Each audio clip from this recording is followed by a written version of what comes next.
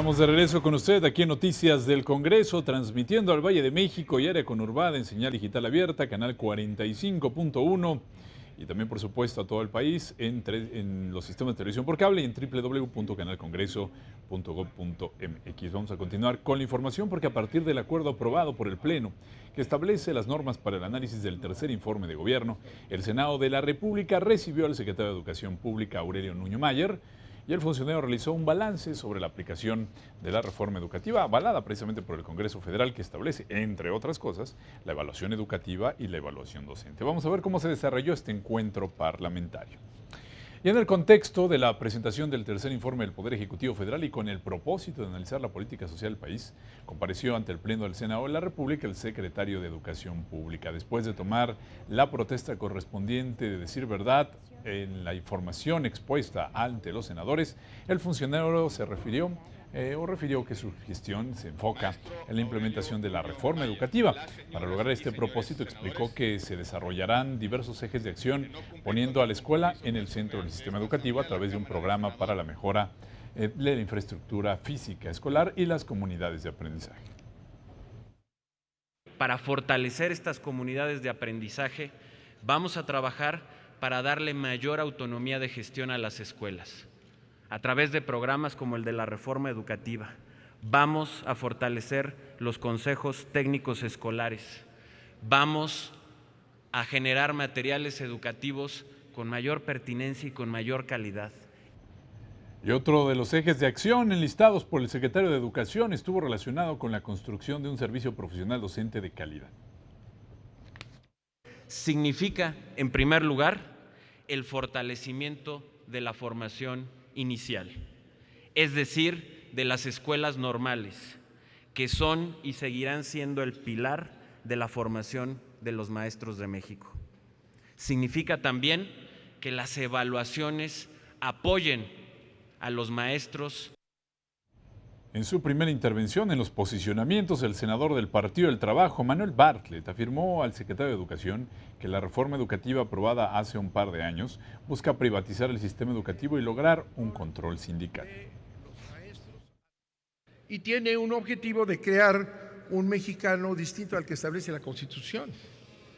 La creación de un ser humano, el impulso de un ser humano consciente de sus facultades, etc. Eso no está tomado en cuenta. Al contrario, está en el marco de los principios neoliberales la creación de empleados y obreros al servicio del desarrollo económico.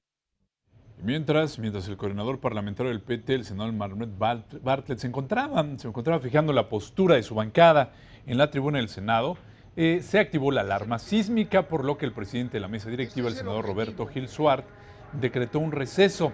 Acto seguido, las senadoras y senadores evacuaron las instalaciones del Pleno del Senado.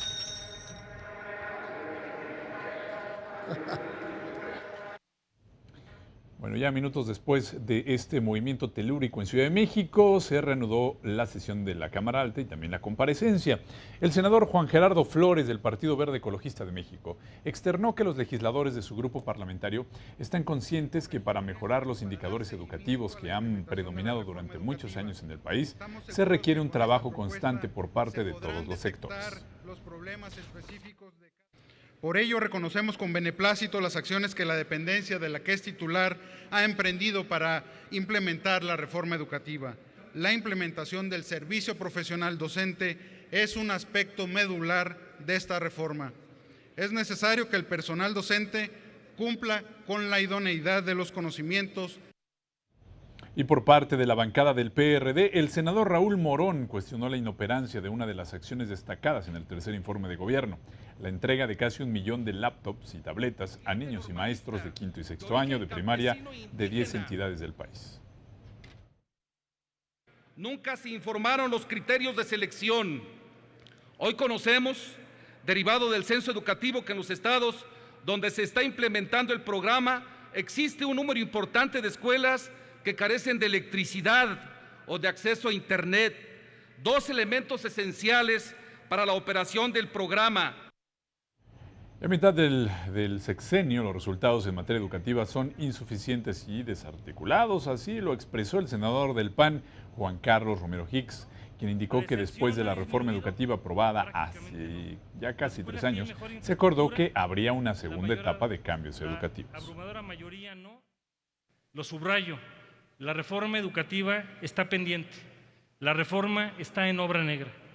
Nos enfrentamos a múltiples interrogantes que deben detonar la crítica propositiva y comprometida de los esfuerzos en el diálogo del Poder Ejecutivo y del Congreso de la Unión. Nos preguntamos, ¿la educación es sustancialmente mejor en México? No. Y en contraste, tras subrayar que la reforma educativa es una realidad y no una expectativa, la senadora Nelly Romero señaló que el grupo parlamentario del PRI reconoce el compromiso del gobierno federal por avanzar solidariamente en el cumplimiento de los propósitos de los cambios al sistema educativo. Debemos valorar que la reforma educativa está avanzando con paso firme. Está avanzando en beneficio de 36 millones de alumnos y poco más de 2 millones de maestros, que por primera vez sí se encuentran reconocidos en un sistema de información y gestión educativa. La senadora de Nueva Alianza, Mónica Arriola Gordillo, destacó la necesidad de profesionalización del magisterio tras indicar que sería importante contar con un diagnóstico de la evaluación docente. Veo con preocupación que en el proyecto de presupuesto para el 2016, que habrá de discutirse en la Cámara de Diputados, es evidente una reducción en términos reales del 4.6 para el sector educativo, pasando de 305.057 millones a 299.359 millones de pesos. Por instrucción del presidente de la República, el presupuesto que más se ha cuidado es el presupuesto educativo. Es un presupuesto que en términos reales prácticamente queda igual. La senadora Marta Palafox del Partido del Trabajo cuestionó al funcionario sobre sus visitas a planteles educativos. Específicamente, se refirió al Estado que guarda la infraestructura física educativa. Yo pregunto si es suficiente la evaluación de los maestros para elevar la calidad de la educación.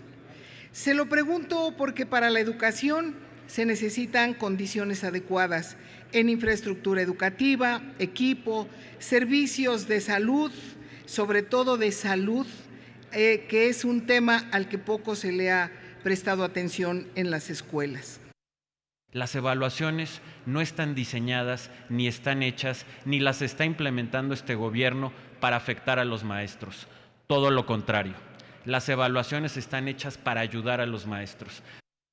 Por eso yo les digo que esta reforma es falsa, es demagogia e insisto, es populismo, porque según los criterios del propio presidente Peña Nieto, es populista quien aprovecha una demanda, una necesidad y promete resolverla con mentiras.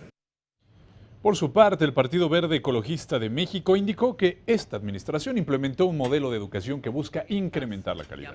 Pidió al funcionario aclarar lo relativo a las cuotas escolares voluntarias y sobre el establecimiento de una cuota de recuperación por la entrega de los libros de texto que evita la dependencia a su cargo.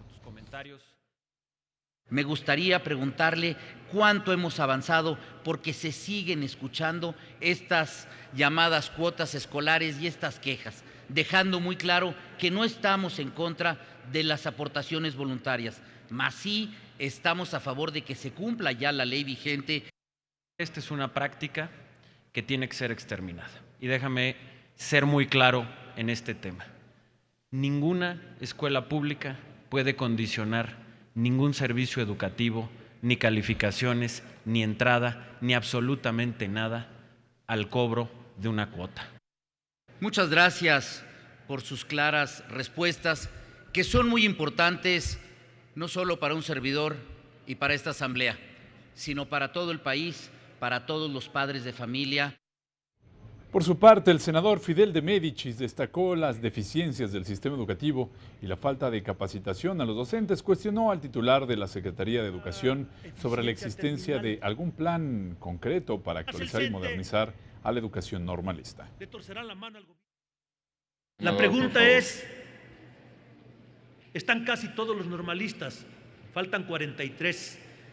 Y quiero decirle, secretario, que si existe algún plan concreto para reivindicar a la educación normal de este país, o se les va a seguir dejando como ahorita en el abandono para que desaparezcan del mapa nacional.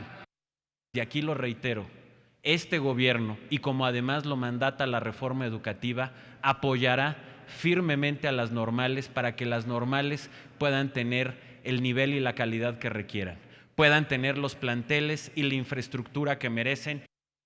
Porque los educadores sabemos que si no se tiene la escuela en condiciones óptimas, el proceso de enseñanza-aprendizaje no puede darse. Bueno, y continuaron estas rondas de preguntas, respuestas y comentarios. Somos el país de la OCDE con mayor deserción escolar. Esto lo puntualizó la senadora Marcela Torres Peinbert, quien dijo que es necesario que se cumplan con los objetivos establecidos en la reforma educativa. Perpetuando así la verdadera reforma educativa sigue pendiente, porque la sustancia, señor secretario, no se ha modificado. El modelo educativo permanece intocado. ¿Hasta cuándo, señor secretario? Fechas concretas. Precisamente por ese abandono en el que estuvo la educación de México, es que hicimos la reforma educativa. Una reforma educativa de la que usted y su partido participaron y que construimos juntos, como con la gran mayoría de los senadores, porque sabíamos que era necesaria. Decirle que yo sí buscaba mucho más precisión en ellas. Le solicité fechas específicas donde nos pudiera dar a conocer este modelo. La senadora Lilia Guadalupe Merodio del Partido Revolucionario Institucional explicó que en más de 12 años se desatendieron las necesidades del rubro educativo, lo que se logró en el presente sexenio. La legisladora se refirió a los cambios que se tendrán en materia educativa. Hoy, en esta comparecencia, señor secretario, quiero aprovechar la ocasión para preguntarle ¿cuáles son los cambios que tendrán los planes de estudio a partir de la reforma educativa? ¿Y cuáles serán los avances que podremos esperar al final de la administración? La transformación educativa que ha planteado el presidente de la República es una transformación de fondo y que pueda permitir, y ese es el objetivo de la reforma y ahora el objetivo de la implementación de la reforma, tener un sistema educativo 180 grados distinto al que teníamos en 2012.